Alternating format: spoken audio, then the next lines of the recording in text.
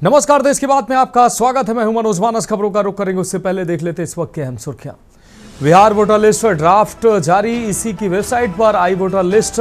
2 अगस्त से जोड़े जाएंगे छूटे मतदाता। उपराष्ट्रपति चुनाव के लिए अधिसूचना जारी, चुनाव आयोग ने जारी किया अधिसूचना। 9 सितंबर को होगा उपराष्ट्रपति के लिए उपचुनाव। 21 अगस्त तक होगा नामांकन की आखिरी तारीख।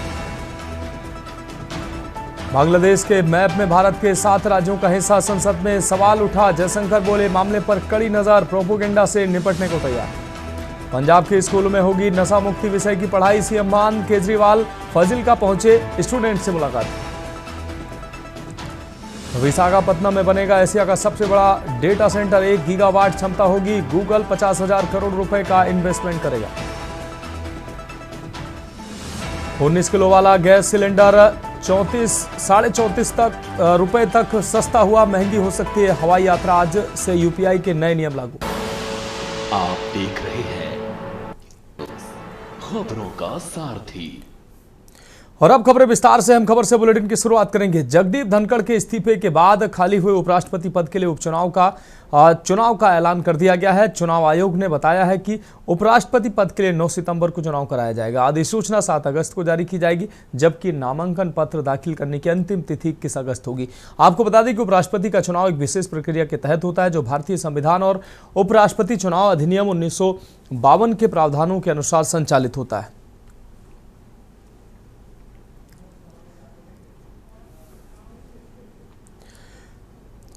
और अगली खबर का रुख करेंगे हरियाणा के अंबाला से। अगली खबर है, जहां आपराधिक घटनाओं पर अंबाला पुलिस इन दिनों कड़ा प्रहार कर रही है। आपको बता दें, बीते 3 महीनों में अंबाला रेंज की तीनों क्राइम यूनिट्स के साथ एसटीएफ से मिलकर तीनों यूनिट्स ने काम किया। इस दौरान 75 गैंगस्टर और ह्यूमिनियस अपराध में शामिल अपराधियों को गिरफ्तार किया गया है, जिनमें से 14 अपराधियों को एनकाउंटर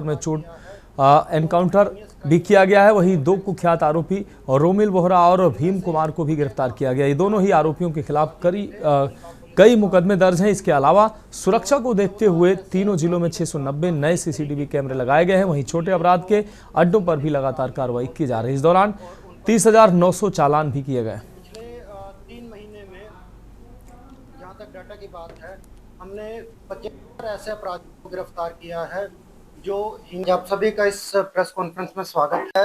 आज लगभग 3 महीने बाद आप लोगों के साथ दोबारा बातचीत हो रही है। इस दौरान अंबाला रेंज में हमने एक टीम की भांति काम किया है और उसके बड़े पॉजिटिव रिजल्ट सामने आए हैं। उन सभी रिजल्ट्स की मैं आप लोगों को आज ब्रीफ दे रहा हूं। हमारे साथ कुछ हमारे पत्रकार यमुनानगर और कुरुक्षेत्र से भी ऑनलाइन जुड़े हुए हैं। हमारा पहला टारगेट अंबाला रेंज के तीनों जिलों में जो आपराधिक घटनाएं हो रही थी उनके ऊपर प्रहार करने का था। उसमें हमें काफ़ी हद तक सफलता मिली है। हमारी अंबाला की जो तीनों क्राइम यूनिट्स थी उनको हमने अपग्रेड किया और उनका एक उचित तालमेल हमारी एसटीएफ यूनिट के साथ भी किया। उसका नतीजा ये निकला कि पिछले कुछ महीनों में हमें काफ़ी इस तरीके के टारगेट मिले जो संगठित अपराध में इन्वॉल्व थे और उन पर हमने एक्शन भी लिया। बढ़ेगा अगली खबर की ओर। इंदौर में आपको बता दें, बिना हेलमेट के पेट्रोल नहीं दिया जाने का फैसला। जिला प्रशासन के तुगलकी आदेश से शहर के पेट्रोल पंपों पर वाद विवाद की स्थिति बन रही है। पेट्रोल भरवाने आए आम लोगों ने राज्य मोहल्ला पेट्रोल पंप पर जिला प्रशासन मुर्दाबाद के नारे लगाया। आपको बता दें, प्रशासन ने हालांकि ये लोगों की सुरक्षा के दृष्टिगत फैसला लिया गया है। मध्य प्रदेश की औद्योगिक राजधानी और मुख्यमंत्री डॉक्टर मोहन यादव के प्रभार वाले इंदौर जिले में हेलमेट नहीं तो पेट्रोल नहीं वाले जिला प्रशासन के फरमान से शहर के पेट्रोल पंपों पर वाद विवाद की स्थिति पैदा हो गई। हालांकि प्रशासन ने लोगों की सुरक्षा के लिए ये फैसला उठाया है। लोगों को निश्चित रूप से इसमें सहयोग करना चाहिए, क्योंकि हेलमेट लोगों की जीवन को बचाता है और ऐसे में ये फैसला कहीं ना कहीं लोगों के लिए हितकारी है। लेकिन फिर भी लोग इसको समझ नहीं रहे हैं और लोग प्रशासन के खिलाफ नारेबाजी कर रहे हैं, क्योंकि पेट्रोल पंपों पर बिना हेलमेट के पेट्रोल नहीं मिल रहा है, जिससे लोग आक्रोशित नजर आ रहे हैं।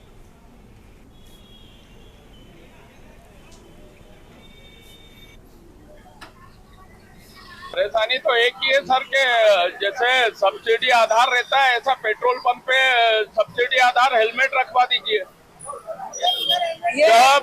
मोदी जी गवर्नमेंट में रह के कोई भी जनता को बेनिफिट देते हैं, तो वो चाहे लाडली बहना हो चाहे कुछ भी हो। अब जब ओनर के माथे लोग आ रहे हैं तो यहाँ सब्सिडी पे हेलमेट रखवाइए ना। मैं हेलमेट तो पहले से भी लगा रहा हूँ, पर हेलमेट से तकलीफ भी बहुत है। सबसे बड़ी तकलीफ है यातायात पुलिस वालों की तरफ से, तो जब इच्छा जहाँ हाथ रोक देते हैं। कईयों के एक्सीडेंट तो स्पीड ब्रेकर से हो रहे हैं, ना स्पीड ब्रेकर सही है, और जो रोड के ड्रेनेज लाइन की वजह से इंदौर की रोड पथरी है। मेरा पेट्रोल पंप राजमोहल्ला चौराहे पर स्थित है। क्योंकि कलेक्टर साहब द्वारा जो ये आदेश दिया गया है नो हेलमेट नो फ्यूल, वैसे तो ये सराहनीय है, क्योंकि इससे जो दुर्घटनाएं होती है और जिससे ब्रेन इंजरी हो रही है, हेड इंजरी हो रही है। तो मेरी मिसेज अस्पताल में भर्ती है, इमरजेंसी वार्ड में है, और मुझे जरूरत पड़ी गाड़ी में दूसरे से मांग के लाया पेट्रोल के लिए। उन्होंने बोला कि डलवा लेना, तो मैं पेट्रोल डलवाने के लिए आया यहाँ। बढ़ेगा अगली खबर की ओर। देश भर में भारी बारिश का दौर जारी है। मध्य प्रदेश के भोपाल में 32.2 मिलीमीटर बारिश हुई है। सेना ने गुना, शिवपुरी, श्योपुर, मुरैना समेत कई जिलों में सैकड़ों लोगों को रेस्क्यू किया है। वहीं शिवपुरी में सभी स्कूल बंद कर दिए गए हैं। उधर राजस्थान के 13 जिलों में भी आज स्कूल बंद रहे। जयपुर, कोटा, सवाई माधोपुर, टोंक, सीकर, दौसा, भरतपुर, अलवर जिलों के कई इलाकों में 2 से 6 इंच तक बरसात हुई। सवाई माधोपुर के नेशनल हाईवे 552 पर जो पुल बना था वो बह गया। आपको बता दें कि यूपी के कई जिलों में भी बारिश से हालात बिगड़ होते जा रहे हैं। वाराणसी, अयोध्या, प्रयागराज, कानपुर, हमीरपुर, जालौन सहित कई जिलों में जनजीवन अस्त व्यस्त है।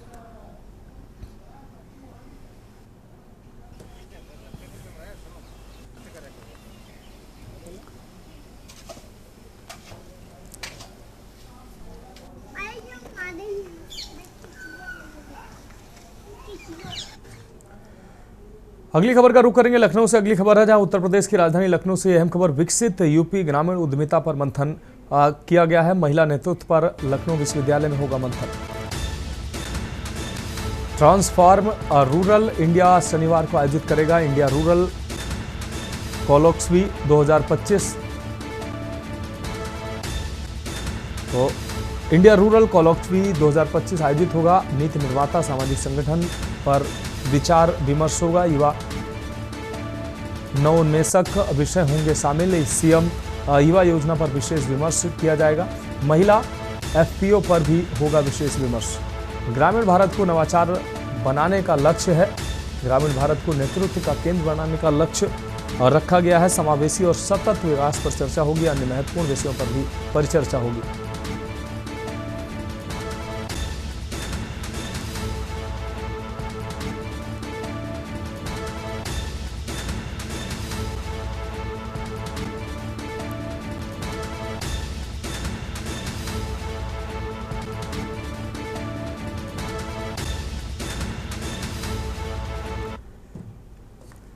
बढ़ेगी अगली खबर की ओर। प्रयागराज से अगली खबर जहां हाईकोर्ट बार एसोसिएशन की प्रेस कॉन्फ्रेंस हुई है। नवनियुक्त महासचिव की प्रेस कॉन्फ्रेंस हुई है। नवनियुक्त महासचिव हैं अखिलेश शर्मा। बार एसोसिएशन की बताई इस दौरान प्राथमिकताएं। अधिवक्ताओं को नए चैम्बर अलॉटमेंट होंगे। अलॉटमेंट में पारदर्शिता बरती जाएगी। सभी समस्याओं का शीघ्र निवारण होगा, ये बातें कही गई।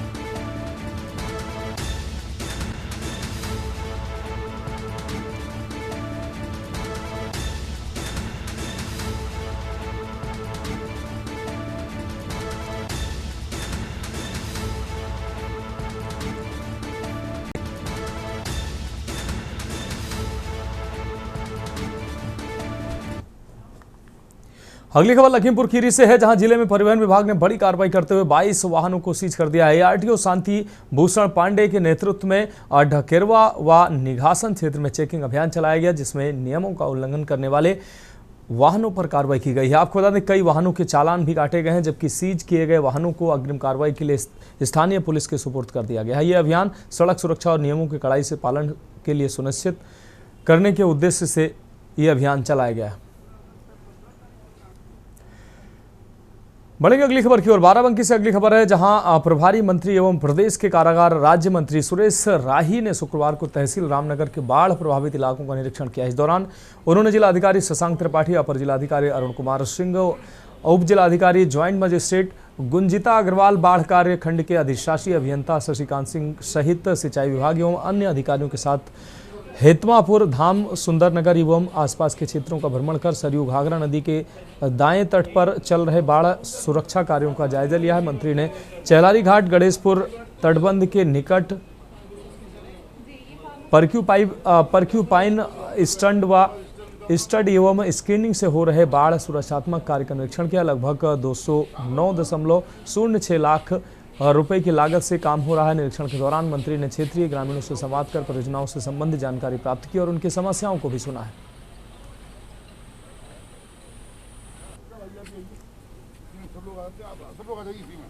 बाढ़ क्षेत्र में जब आ गए तो मैं अधिकारियों से पहले वहाँ के ग्रामीणों से बात की और ग्रामीण सभी वहाँ पे कार्य से संतुष्ट थे। सभी ने कहा कि प्रशासन और सरकार बहुत अच्छा काम कर रही है। सर, कॉरिडोर में काफ़ी सुस्ती है। हम देख रहे हैं कि 2 साल से कॉरिडोर तो आदेश हो गया मुख्यमंत्री के द्वारा, लेकिन निर्माण कार्य काफ़ी सुस्त है। आप काशी और मथुरा ये सब घूम के आइए, तब तक ये बन जाएगा।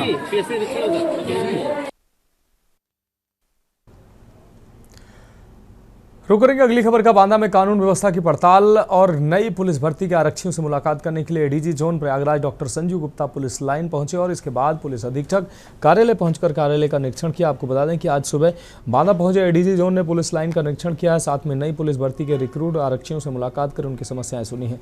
हालचाल जाना। एडीजी संजीव गुप्ता के द्वारा साइबर थाने का निरीक्षण किया गया। बहुत ही जल्द हर थाने पर एक साइबर शाखा खोले जाने की बात कही। एडीजी प्रयागराज ने कहा, हमारी प्रथम वरीयता कानून व्यवस्था को लेकर है। कानून के साथ खिलवाड़ करने वालों को बख्शा नहीं जाएगा।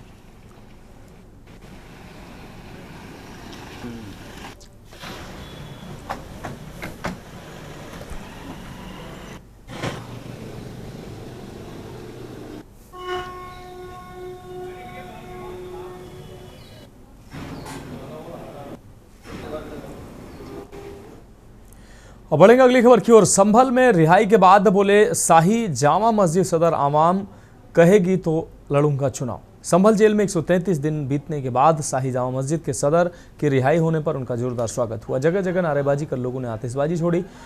इस दौरान उन्होंने कहा कि अगर आवाम चाहेगी तो मैं चुनाव लड़ूंगा। जमानत मिलने के बाद जफर अली एडवोकेट जामा मस्जिद सदर मुरादाबाद कारागार से रिहा होने के बाद मुरादाबाद से चलकर चंदोसी चौराहा पहुंचे। चंदोसी चौराहे पर फूलमाला पहनाकर लोगों द्वारा उनका स्वागत किया गया। जफर एडवोकेट द्वारा बोलते हुए कहा गया कि अल्लाह के शुक्र से आप लोगों की दुआओं से मैं छूटकर वापस आ गया हूं। चंदोसी चौराहे से जुलूस के तौर पर कार व मोटरसाइकिल से यशोदा चौराहा पहुंचे। मोहल्ला नाला पर आतिशबाजी कर जफर एडवोकेट का स्वागत किया गया।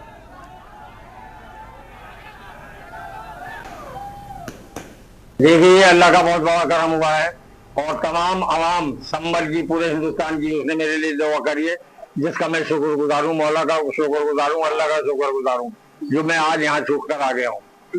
जबर साहब, इतना बड़ा जुलूस लेकर के आप पहुंचे, क्या मानते हैं, क्या आने वाली नई राजनीति का आगाज है संभल में? मैं कह नहीं सकता, ये आवाम तय करेगी। इसके बारे में मुझे कोई जानकारी नहीं है क्योंकि मैं अभी जेल से आके बैठा हूँ।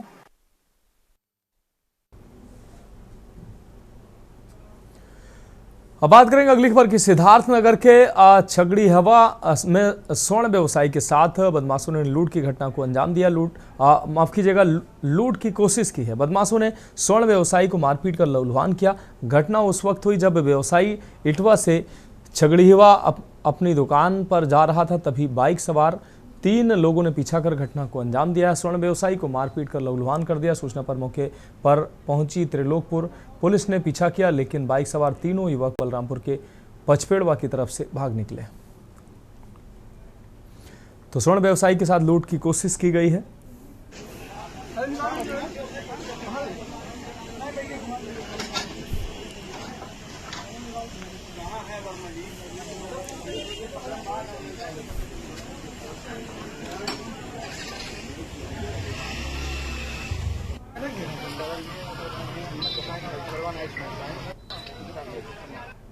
अब बढ़ेंगे अगली खबर की ओर। खबर आगरा से है, जहां मथुरा में हुई चांदी लूट की वारदात का पुलिस ने 52 घंटे में खुलासा कर दिया। करीब 1 करोड़ रुपए की चांदी लूटने वाले बदमाशों को मथुरा पुलिस ने देर रात मुठभेड़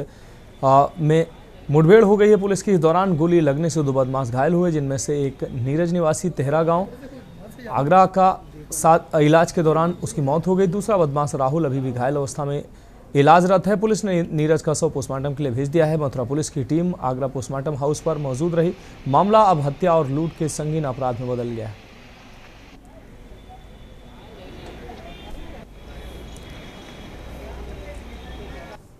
29 जुलाई को जनपद मथुरा के थाना फरा क्षेत्र में एक व्यवसायी से एक बड़ी लूट की घटना कारित की गई थी, जिसमें 75 किलो से ज़्यादा चांदी की लूट उनकी हुई थी। और ये घटना बदमाशों ने एक बोलेरो कार और उसके साथ साथ 2 मोटरसाइकिल थी, उससे उनको हिंदुस्तान कॉलेज के कुछ दूर आगे जाके घेर के इस दुस्साहसिक लूट की घटना को अंजाम दिया था।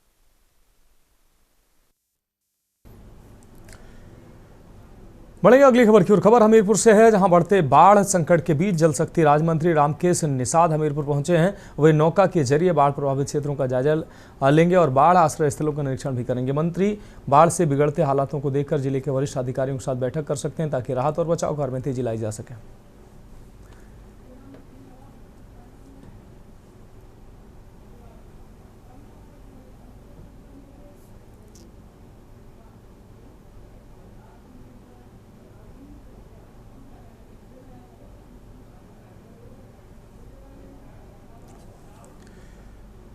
बढ़ेंगे अगली खबर की ओर। पहाड़ी क्षेत्रों में हो रही झमाझम बारिश का पानी अब मैदानी इलाकों में भी कहर बरपा रहा है। नदियों का जलस्तर बढ़ गया है, तो ऐसे में सरयू नदी का जलस्तर भी बढ़ रहा है। सरयू नदी चेतावनी बिंदु से ऊपर बह रही है, तो वहीं खतरे के निशान से नीचे तटवर्ती क्षेत्र में सतर्कता बढ़ा दी गई है।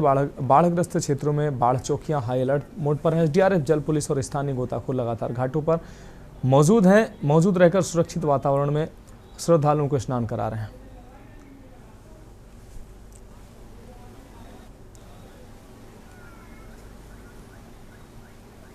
वर्तमान में सरयू का जलस्तर 92,320 है, जो कि ऊपरी क्षेत्रों में लगातार वर्षा हो रही है। इसकी वजह से आज जो है जलस्तर प्रति घंटे जो है 1 से 2 सेंटीमीटर की गति से बढ़ रहा है। और ये हमारा वार्निंग लेवल से 59 सेंटीमीटर ऊपर चल रहा है, जो कि 91,730 है। सर, क्या लग रहा है आने वाले समय में और भी ज़्यादा बढ़ सकता है? देखिए, अगर बारिश ऊपरी क्षेत्रों में होगी तो जो है जलस्तर बढ़ेगा, और अगर जलस्तर बढ़ता है इसी तरह से तो हो सकता है कि हमारा डेंजर लेवल जो 92,730 है उसको क्रॉस कर जाए।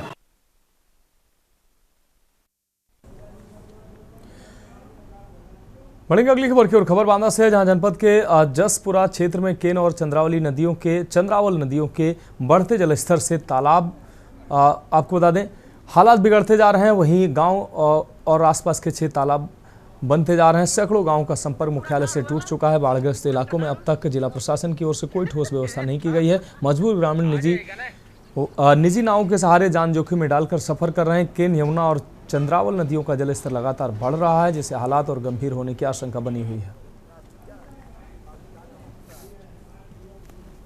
यहाँ पर किसी प्रकार की कोई भी सेवा उपलब्ध नहीं है सिवाय इस नाव की। और ये जो नाव है ना, आए दिन समस्याओं से मतलब वो ये जो नाव है ये उलझे बने रहते हैं लोग। तमाम प्रकार के हर वर्ष यहाँ पे घटनाएं भी होती हैं, इसका कोई निवारण नहीं हो रहा है। बताया गया है कि यहाँ पे पुल भी पास और उस पार जो एम्बुलेंस खड़ी है उसमें कोई पेशेंट होंगे? हाँ, क्यों नहीं, अगर गाड़ी खड़ी है तो वहाँ पेशेंट भी होंगे ही, ऐसे ही थोड़ा ना।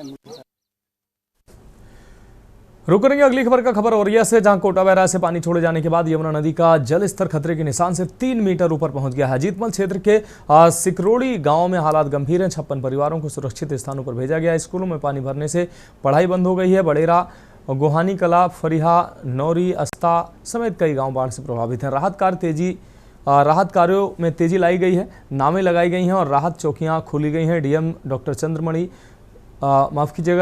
इंद्रमणि त्रिपाठी, DM और विधायक गुड़िया कठेरिया ने स्थिति का जायजा लिया है।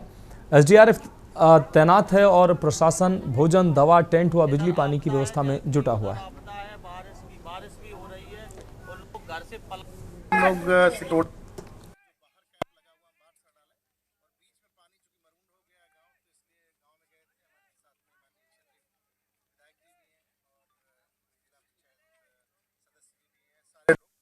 गढ़ के साथ हम लोग गए थे।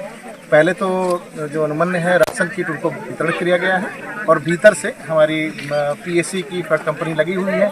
और नाव भी लगी है। जो लोग आवागमन कर रहे हैं गांव से आ रहे हैं उनके लिए भी व्यवस्था है। डॉक्टर्स हैं, अभी गांव में गए थे तो वहाँ लोगों की डिमांड थी कि डॉक्टर्स को वहीं भेज दिया जाए, तो अभी डॉक्टर्स जा रहे हैं, वहीं उनका इलाज करेंगे। सारी व्यवस्थाएं हैं और आज शाम से उम्मीद है कि पानी घटने लगे। रुक करेंगे अगली खबर का। मेरठ के सरधना बिनौली मार्ग पर हिंडा नदी के क्षतिग्रस्त पुल पर दर्दनाक हादसा हो गया। एक पिकअप वाहन पुल पर लगे हाइट गेज से टकरा गई, जिससे उसमें सवार 3 लोगों की मौके पर ही मौत हो गई, जबकि आधा दर्जन से अधिक लोग घायल हो गए। घायलों में कई की हालत गंभीर बताई जा रही। जानकारी के अनुसार अमरोहा जिले के रहने वाले लगभग 30 लोग, जिनमें महिलाएं और बच्चे भी शामिल थे, एक पिकअप वाहन में सवार होकर बड़ौद की ओर जा रहे थे। जब वाहन हिंडा नदी के क्षतिग्रस्त पुल के पास पहुंचा तो सुबह लगभग 5 बजे पुल पर लगे हाइट गेज से पिकअप की भीषण टक्कर हो गई। टक्कर इतनी जबरदस्त थी कि वाहन में ऊपर बैठे राजपाल पुत्र रोशन, रिंकू पुत्र मंगल और प्रेमपाल पुत्र राम रविंद्र की मौके पर ही मौत हो गई। घटना स्थल 2 जिलों मेरठ और बागपत की सीमा पर होने के कारण कुछ समय तक पुलिस के बीच क्षेत्राधिकार को लेकर असमंजस की स्थिति बनी रही। बाद में एसपी देहात राकेश कुमार मिश्रा, सीओ सरधना संजय जायसवाल और आसपास के कई थानों की पुलिस मौके पर पहुंची। निरीक्षण के बाद एसपी देहात ने स्पष्ट किया कि ये क्षेत्र सरूरपुर थाना क्षेत्र के अंतर्गत आता है, जिसके बाद आवश्यक कार्रवाई शुरू की गई।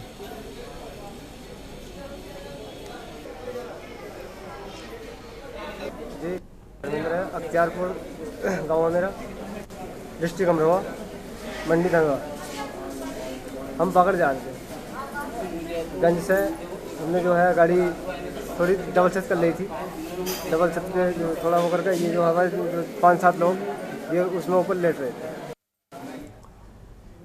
बढ़ेंगे अगली खबर की ओर। खबर अमरोहा से है, जहां कांग्रेस के प्रदेश महासचिव सचिन चौधरी की पत्नी आभा चौधरी ने सोशल मीडिया पर वीडियो जारी कर मुख्यमंत्री से मदद की अपील की है। आभा ने बताया कि उनकी बेटी पिछले 15 दिनों से मुरादाबाद के एक निजी अस्पताल के इमरजेंसी वार्ड में गंभीर हालत में भर्ती है, लेकिन जीएसटी विभाग द्वारा कंपनी के बैंक खाते सीज किए जाने से इलाज में भारी परेशानी हो रही है। आभा चौधरी आराध्यम इंफ्रा नाम से एक कंपनी चलाती हैं। उन्होंने वीडियो में कहा कि उनके पति सचिन चौधरी भी इस मुश्किल वक्त में कोई मदद नहीं कर पा रहे हैं। ऐसे में उन्होंने मुख्यमंत्री से सीधे तौर पर मदद मांगी है, ताकि उनकी बेटी का सही समय पर इलाज हो सके। सोशल मीडिया पर वायरल हो रहे इस वीडियो के बाद राजनीतिक गलियारों में हलचल तेज हो गई। योगी जी के समक्ष आज मैं अपनी पीड़ा चाहती हूँ। मेरी बिटिया काफ़ी लंबे समय से बीमार है, उसका इलाज चल रहा है अस्पताल में, लेकिन आज मैं उसके बिल्स पे करने में असमर्थ हूँ, क्योंकि जीएसटी विभाग ने गलत कार्रवाई करके मेरे खाते सीज कर दिए हैं, जिससे मैं अपना पैसा बिल्कुल भी इस्तेमाल नहीं कर पा रही हूँ और मेरा परिवार बहुत बड़े आर्थिक संकट में आ चुका है। योगी जी, मैं आपका विपक्ष नहीं हूँ। मेरे पति कांग्रेस में हैं, उन्होंने कांग्रेस से चुनाव लड़ा और 2019 से जब से उन्होंने चुनाव लड़ा है, पता नहीं हमसे ऐसी कौन सी गलती हो गई है कि मैं लगातार संघर्ष करती आ रही हूँ।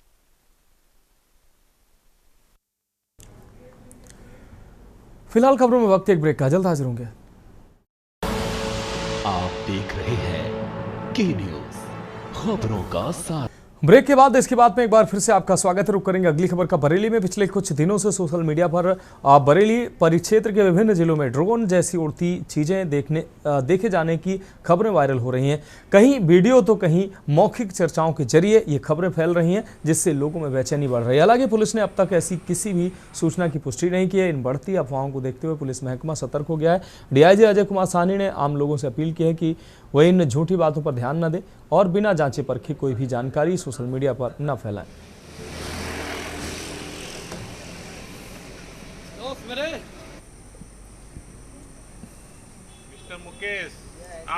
पिछले कुछ दिनों में ड्रोन संबंधी कुछ मामले आए थे, जिसमें बरेली पुलिस की तरफ से और रेंज की तरफ से और हमारे जो रेंज के जनपद हैं, बड़े विस्तृत दिशा निर्देश जारी किए गए हैं और सभी को बताया गया है। ये टोटल पूरी तरह से एक अफवाह है और किसी प्रकार का कोई ऐसा मामला पाया नहीं गया है। जहाँ भी ये मामले सुने गए हैं, उनसे जब पूछताछ की गई तो उन्होंने किसी अमुक व्यक्ति द्वारा बताया, उससे पूछा गया तो उसने किसी और द्वारा बताया।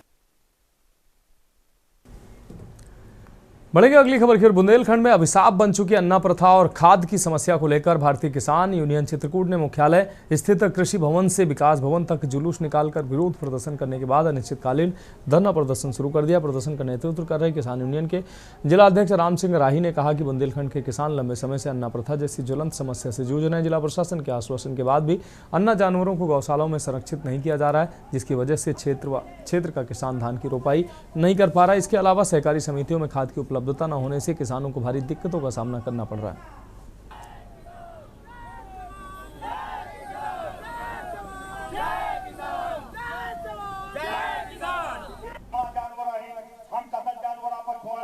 पिछले कुछ दिनों में ड्रोन संबंधी कुछ मामले हम धरना प्रदर्शन अपनी मांगों को लेकर के आए हैं, जिसमें पहली मांग हमारी अन्ना प्रथा है, जो ज्वलन समस्या है।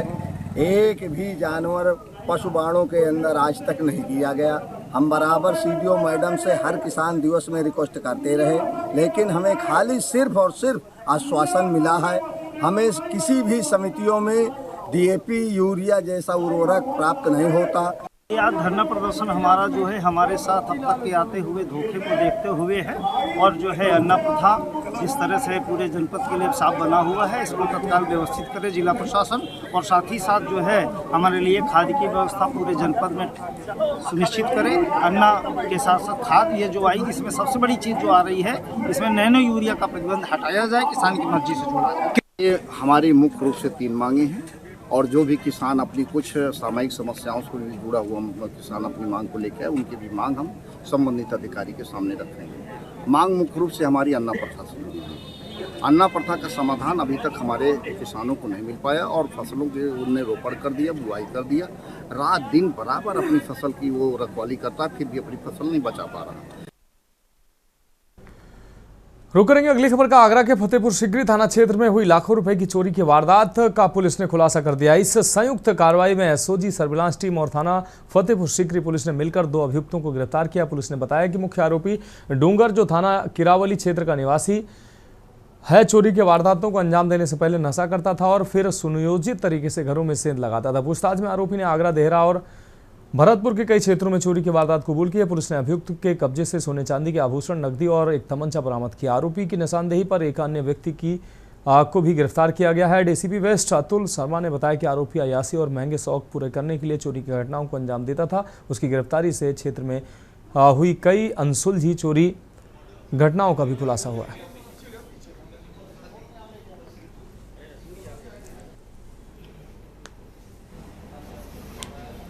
थाना फतेहपुर सीकरी में काफ़ी दिनों से कई चोरियां हो रही थी, जिसमें कि हमारे थाना पुलिस द्वारा इसमें अभियोग पंजीकृत कर और इसमें टीमें लगी हुई थी, हमारी स्पेशल टीम भी इसमें लगी हुई थी, जिसमें हमें एक सफलता प्राप्त हुई है।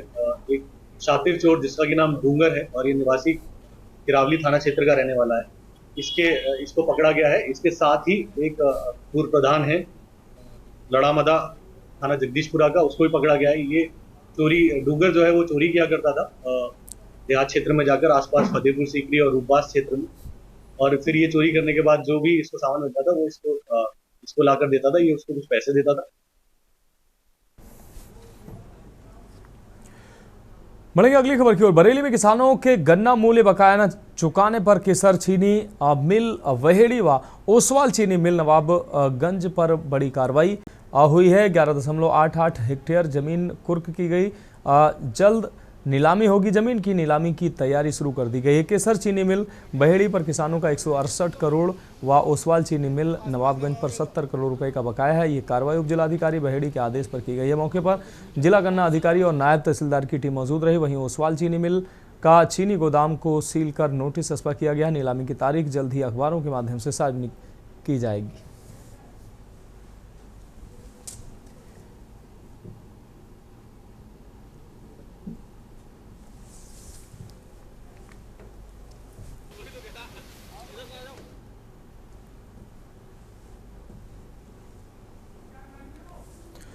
बढ़ेंगे अगली खबर की ओर। लखनऊ के थाना कृष्णा नगर पुलिस ने 3 साथिर वाहन चोरों को गिरफ्तार कर एक बड़ा खुलासा किया। आपको बता दें, आरोपियों के कब्जे से कुल 10 मोटरसाइकिल बरामद की गई हैं। गिरफ्तार आरोपियों में सलमान, आरिफ और आंसू रस्तोगी शामिल है। पुलिस के मुताबिक आरोपियों का पहले भी कई बार का आपराधिक रिकॉर्ड रहा है। इस कार्रवाई से क्षेत्र में अपराध नियंत्रण में मदद मिलेगी। मामले की आगे भी जाँच जारी है।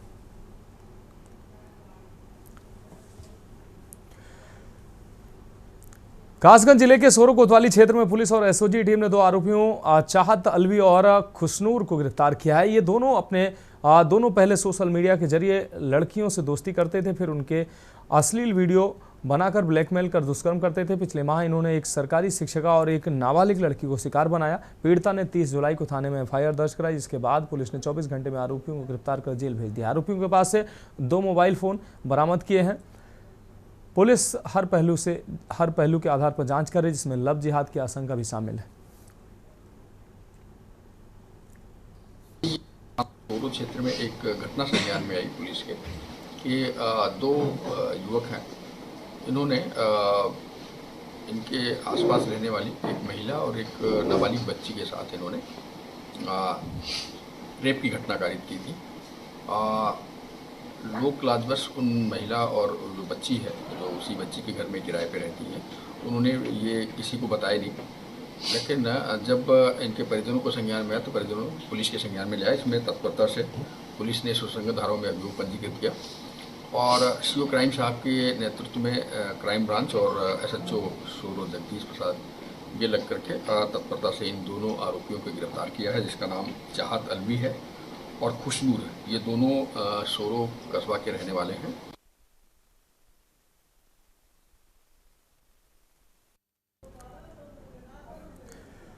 अगली खबर चंदौली से है, जहां समाजवादी पार्टी के राष्ट्रीय सचिव एवं पूर्व विधायक मनोज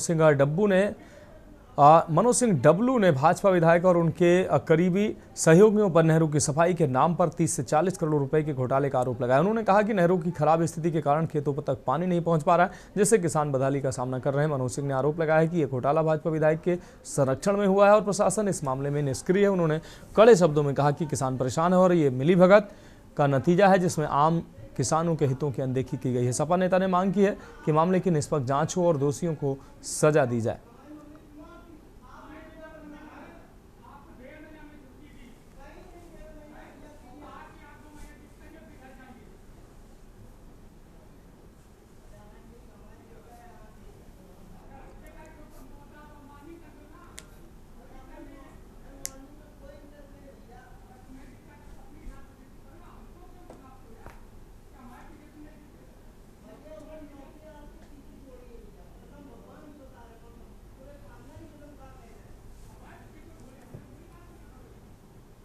पहले नहर की सफाई हो जानी चाहिए थी, लेकिन आज तक नहर की सफाई नहीं हो पाई। इसको लेकर मैं सिंचाई विभाग के अधिकारियों से बात किया।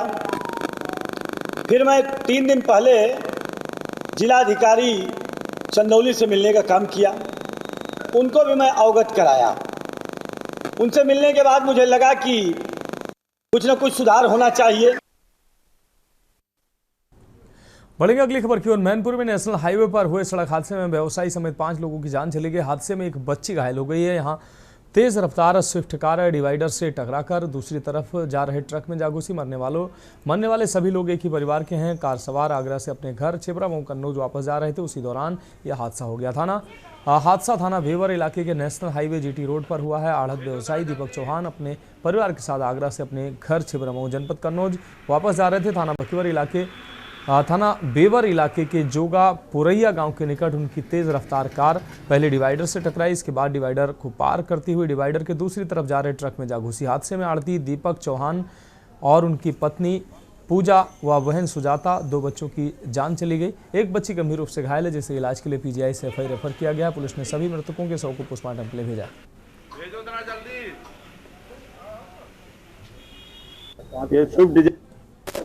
से आ रहे थे, छिबरामऊ में रहते हैं ये कि हमारे साले साहब हैं।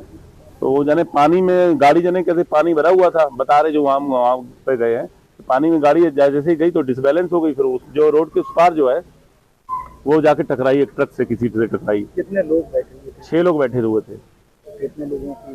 जी 5 लोगों की दुखद मृत्यु हो गई, 1 लोग जो है गंभीर रूप से घायल है। बारिश होने के कारण और थोड़ी गति ज़्यादा होने के कारण स्विफ्ट डिजायर की गाड़ी होकर डिवाइडर के उस पर चली गई, जिसमें दूसरे जो जीटी रोड के दूसरे साइड से जो ट्रक आ रही थी उससे दोनों में टक्कर हो जाती है।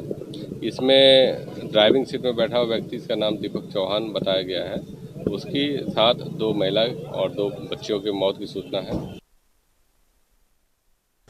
बढ़ेंगे अगली खबर की ओर। जनपद मुजफ्फरनगर के कस्बा शाहपुर के मैन बाजार में बृहस्पतिवार देर रात हुए जोरदार धमाके में 3 दुकानों की बिल्डिंग ध्वस्त हो गई है। चौथी दुकान का शटर बुरी तरह से क्षतिग्रस्त हो गया। रात के अंधेरे में हुए विस्फोट के बाद लोग अनहोनी की आशंका से कांप गए। विस्फोट कैसे हुआ ये रहस्य बना हुआ है, क्योंकि न तो दुकान के अंदर रखा सिलेंडर और न ही एसी का कंप्रेसर फटा। एसपी देहात आदित्य बंसल ने बम निरोधक दस्ते के साथ घटनास्थल का अवलोकन किया। विस्फोट के कारणों की जांच के लिए एक्सपर्ट की मदद ली जा रही है।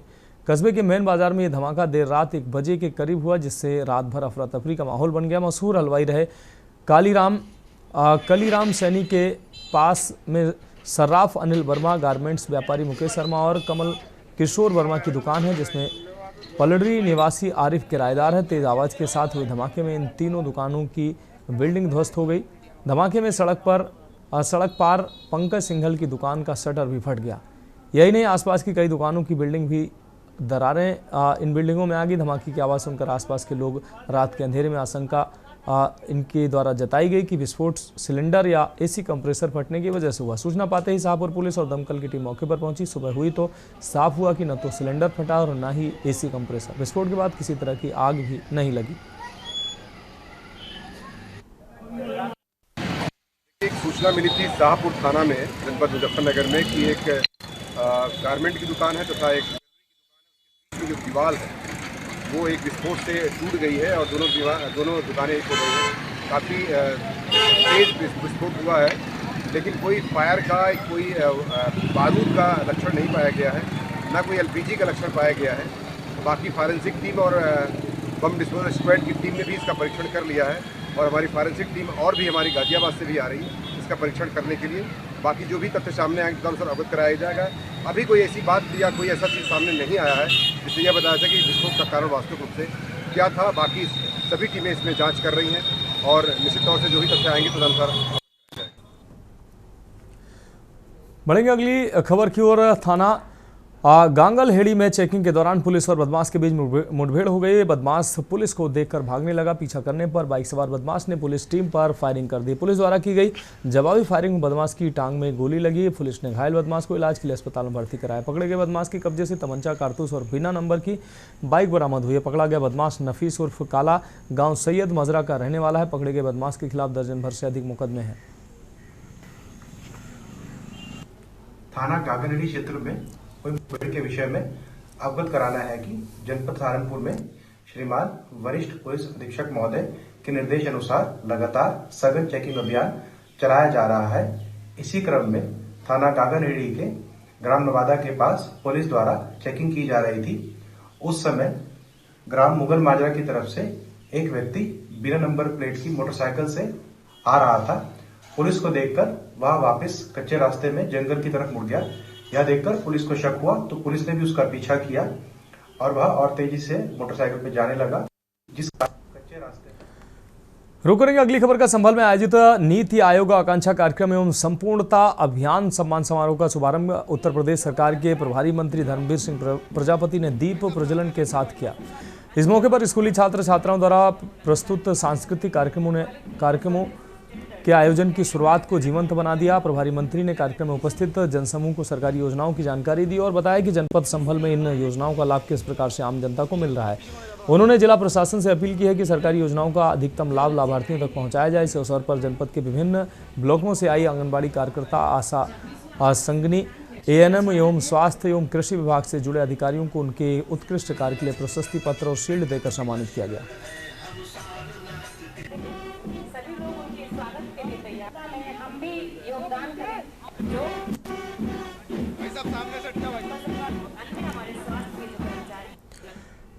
तो देश के बाद में उत्तराखंड की खबरों का रुख करेंगे। हरिद्वार से अहम खबर, जहां नशा तस्करों के खिलाफ बड़ी कार्रवाई हुई है। 3 आरोपियों को गिरफ्तार किया गया। पुलिस और एंटी ह्यूमन ट्रैफिकिंग की कार्रवाई सामने आई है। भारी मात्रा में नशे की सामग्री बरामद हुई। हरिद्वार से अहम खबर, 3 आरोपियों को फिलहाल गिरफ्तार किया गया है। पुलिस और एंटी ह्यूमन ट्रैफिकिंग की यह कार्रवाई सामने आई। आपको बता दें, भारी मात्रा में नशे की सामग्री बरामद हुई है। नशा तस्करों के खिलाफ बड़ी कार्रवाई सामने आई है।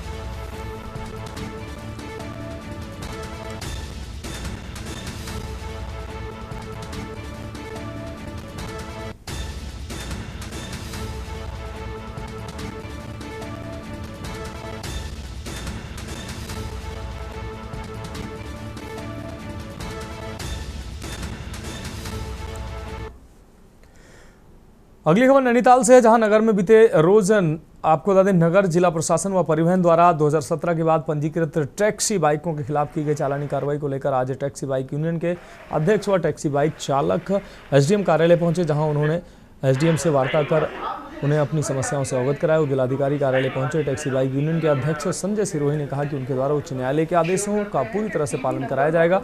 नगर की मॉल रोड व सड़क किनारे कहीं भी बाइकों को पार्क नहीं किया जाएगा। वहीं मामले में एसडीएम नवाजिश खालिक का कहना है कि टैक्सी बाइक चालक संघ के पदाधिकारियों को उच्च न्यायालय के आदेशों से अवगत कराने के साथ ही उन्हें निर्देश दिए गए।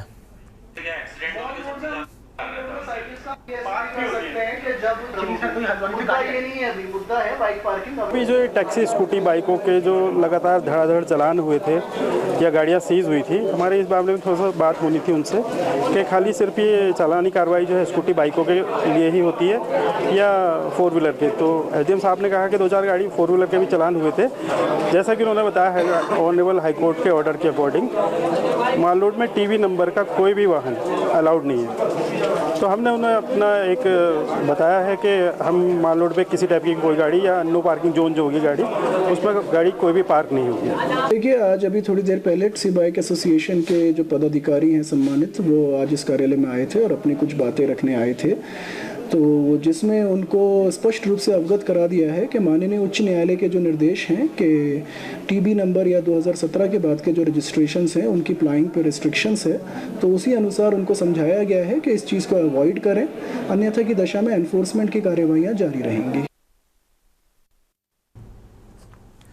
बढ़ेंगे अगली खबर की। उत्तराखंड हाईकोर्ट में नैनीताल के एकमात्र खेल मैदान में खेल विभाग द्वारा खेल गतिविधि और आम जनमानस के लिए खेल मैदान में अभ्यास के लिए लगाए गए प्रतिबंध को लेकर दायर याचिका पर जनहित याचिका पर सुनवाई हुई। मामले की सुनवाई के बाद कोर्ट की खंडपीठ ने आम जनमानस के अभ्यास के लिए खेल मैदान को खोलने व खेल गतिविधियों के लिए उपलब्ध कराने के निर्देश दिए हैं।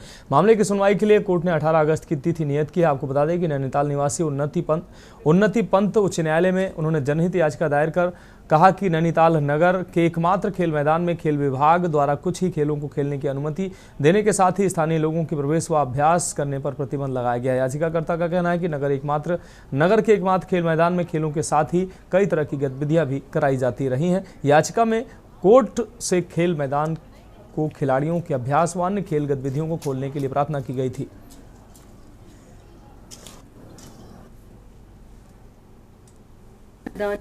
जो पिछले बहुत सालों से खेल गतिविधियां हो रही थी, उस पर खेल विभाग द्वारा रोक लगाई गई थी। 18 टूर्नामेंट्स यहाँ हर साल कराए जाते थे, जिसमें से केवल 4 टूर्नामेंट्स को परमिशन दी थी और लोकल पब्लिक को मैदान में आकर खेलों की प्रैक्टिस करने से रोका जा रहा था और उन पर बहुत सारे रिस्ट्रिक्शंस लगाए जा रहे थे। इन सब बातों को लेकर हमने एक याचिका करी थी, तो हमारी प्रार्थना को कोर्ट ने माना है और लैंडूर लीग को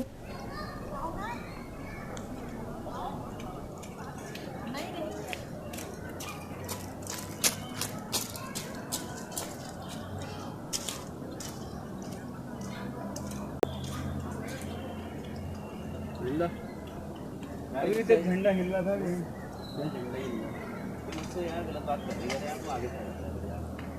उसका कस्टमर है तो वो नीचे लगा गई हो।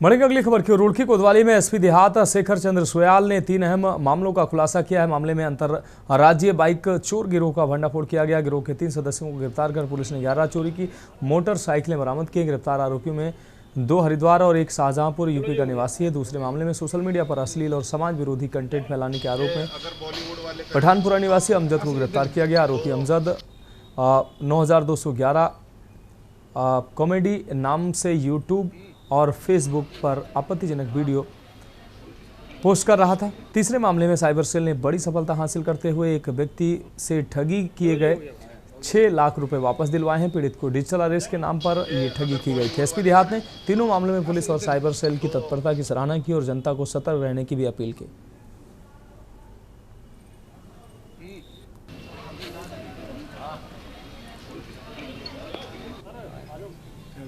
खुलासे इस प्रेस कॉन्फ्रेंस के माध्यम से हुए थे। पहला तो रुड़की थाने ने 11 बाइकों 3 चोरों के साथ रिकवर किए, जिसमें 4 मुकदमे ऑलरेडी दर्ज हैं।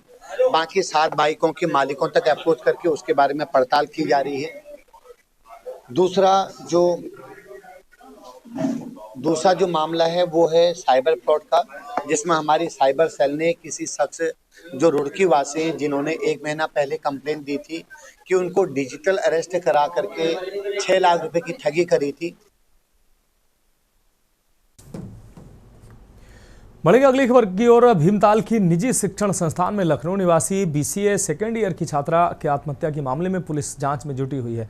मृतक वसवी का शव भीमताल के निजी शिक्षण संस्थान में फंदे से लटका मिला था। घटना के बाद पुलिस ने शव कब्जे में लिया और वीडियोग्राफी के साथ पोस्टमार्टम किया गया है। वसावी अपनी मौत के बाद कई सवाल छोड़ गई है। वसावी के परिजनों ने कॉलेज की मैनेजमेंट पर तमाम संगीन आरोप लगाए। उन्होंने कहा कि कॉलेज प्रबंधन बार बार अपने बयान बदल रहा है और किसी तरह का सहयोग नहीं कर रहा है। उन्होंने नैनीताल पुलिस से अपनी बेटी को न्याय दिलाने की गुहार लगाई है। 30 जुलाई को वसावी का शव हॉस्टल के कमरे में फंदे से लटका मिला था। मौके पर पहुंची पुलिस ने शव को पोस्टमार्टम के लिए भेज दिया और परिजनों को घटना की जानकारी दी। परिजन बार बार इस बात को कह रहे हैं कि उनकी बेटी उच्च विचार की थी, वह आत्महत्या जैसे कदम के लिए कभी सोच भी नहीं सकती थी। तो आखिर उनकी बेटी के साथ ऐसा क्या हुआ जिसके चलते उसको आत्महत्या जैसे कदम उठाने के लिए मजबूर होना पड़ा। पुलिस मामले की जाँच कर रही है। क्या वसावी ने रैंकिंग के चलते सुसाइड जैसा कदम उठाया या वजह कुछ और है? इन सब सवालों के जवाब अब पुलिस की जांच में सामने निकल कर आएंगे।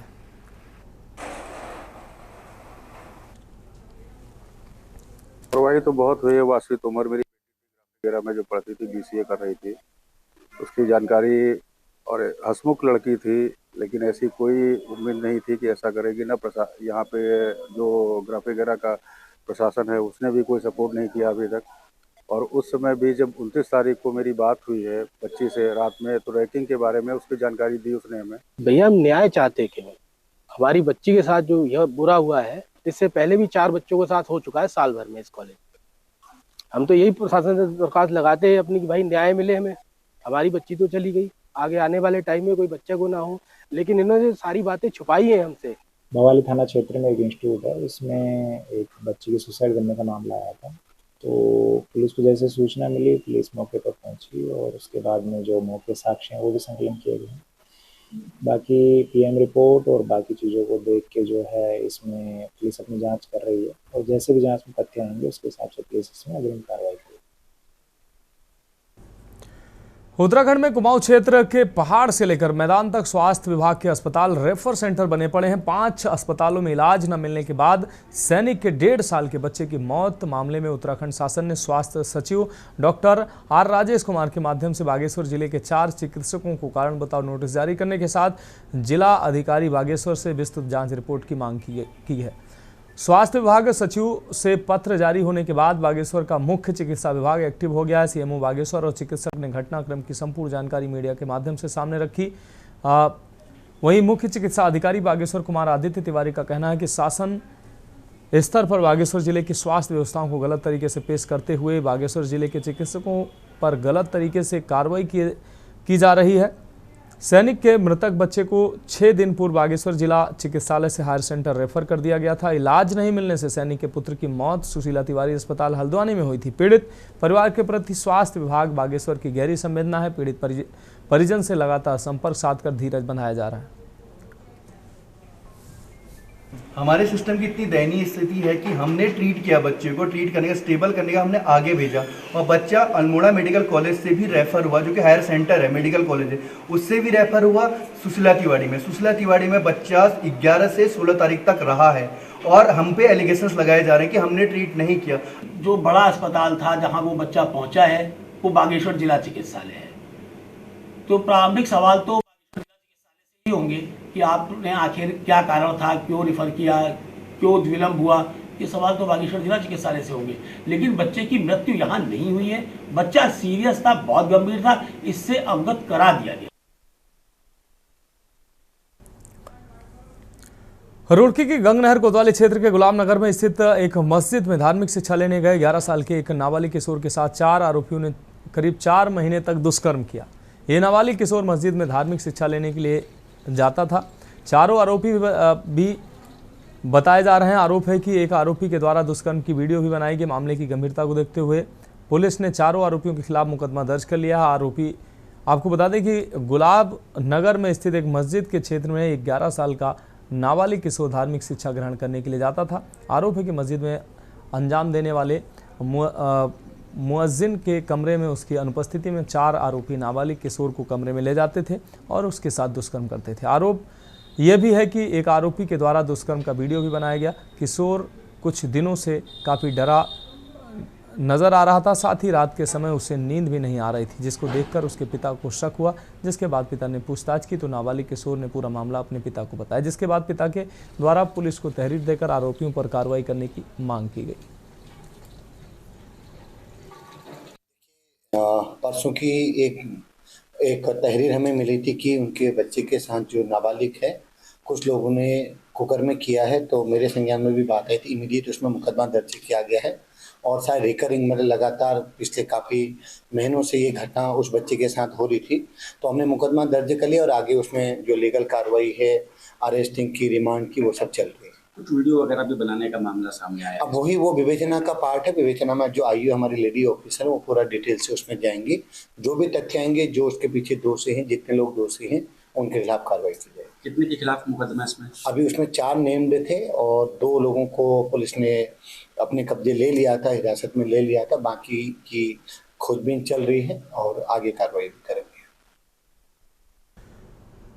त्रिस्तरीय पंचायत चुनाव के दौरान जिला पंचायत सदस्य पदों पर निर्वाचित कांग्रेस समर्थित प्रत्याशियों के जिला कांग्रेस कार्यालय में पहुंचने का सिलसिला जारी है। ऐसे में जिला अध्यक्ष विनोद नेगी के साथ कांग्रेसी कार्यकर्ताओं द्वारा उन्हें गर्मजोशी से फूलमालाओं सहित मिष्ठान वितरित कर सम्मानित किया जा रहा है। कांग्रेस कार्यालय पौड़ी पहुंचे जिला पंचायत सदस्य पद पर कालों सीट से विजयी कर्मवीर भंडारी, वडेथ सीट से बुद्धि सिंह चौहान, नोडी सीट से सीमा चमोली, ग्वाड़ सीट से चैत सिंह, कोटा सीट से दीपिका इस्टवाल कि कांग्रेस कार्यालय पहुंचे पर उनका फूल मालाओं से सम्मानित किया गया तथा मिष्ठान वितरित कर खुशी जताई गई।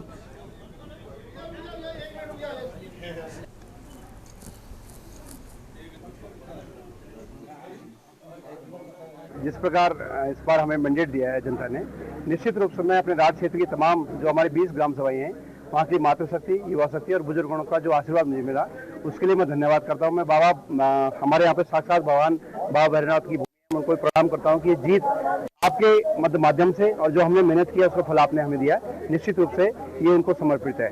बात है कि आपने कहा कि माननीय गणेश गोयल जी करीब है। निश्चित रूप से हम तमाम लोग यहाँ पे पौड़ी में आप जितने भी लोगों को देख रहे हैं सब माननीय गणेश गोयल जी करीबी है। और किस लिए करीबी है? इस राज्य में मैं मानता हूँ कि इस राज्य में एक ईमानदार नेता जिसके पीछे पूरी भारतीय जनता पार्टी, पूरी सरकार पिछले 5 साल से उनकी तमाम जांचें करा रही हैं, तमाम प्रकार से उनको प्रताड़ित करने का काम करे, लेकिन एकमात्र नेता ऐसा है कांग्रेस पार्टी में जो अडिग है, ईमानदार है और बहुत व्यवहारिक रूप से है। निश्चित रूप से हम तमाम लोग इसी प्रकार के नेचर वाले उनसे जुड़े हुए हैं। बहुत धन्यवाद भाई जी। मैं अपने क्षेत्र के मैं अपनी जीत को समर्पित, पूरे अपने क्षेत्र को समर्पित करती हूँ। अपने क्षेत्र की जनता को, मातृशक्ति, युवा शक्ति और जो भी मेरे साथ कंधे से कंधे मिलाकर मेरे चुनाव में खड़े रहे हैं उनको समर्पित ही मेरी जीत है। ये सिर्फ मेरी जीत नहीं है, ये मेरे पूरे राज्य क्षेत्र की जीत है और उन सब की जीत है जो मेरे साथ कंधे से कंधे मिलाकर खड़े रहे हैं। और अब जितना भी जो भी क्षेत्र हमारे उसमें आता है, सारे वोटर्स जितने भी हैं उन सब मैं अब सभी की जिला पंचायत सदस्य, चाहे किसी ने मेरे को वोट दिया चाहे नहीं दिया, मैं अब पूरी जनता की हूँ वहाँ पे, जितने भी हमारे वोटर्स थे। और बाकी आप हमारे क्षेत्र में पहले भी आए थे, तो हाँ पहले भी आप वहाँ पे आए थे, तो आपने मैंने यही बोला था कि हमारे क्षेत्र की जनता का हमें पूरा आशीर्वाद मिला, माताओं का, बुजुर्गों का हमें भरपूर आशीर्वाद और सहयोग मिला और ये आशीर्वाद और सहयोग उन्होंने हमें वोट के रूप में भी दिया। फिलहाल तो इसकी बात में अभी के लिए मेरे साथ इतना ही, मुझे दीजिए इजाजत और आप देखते रहिए के न्यूज़ इंडिया।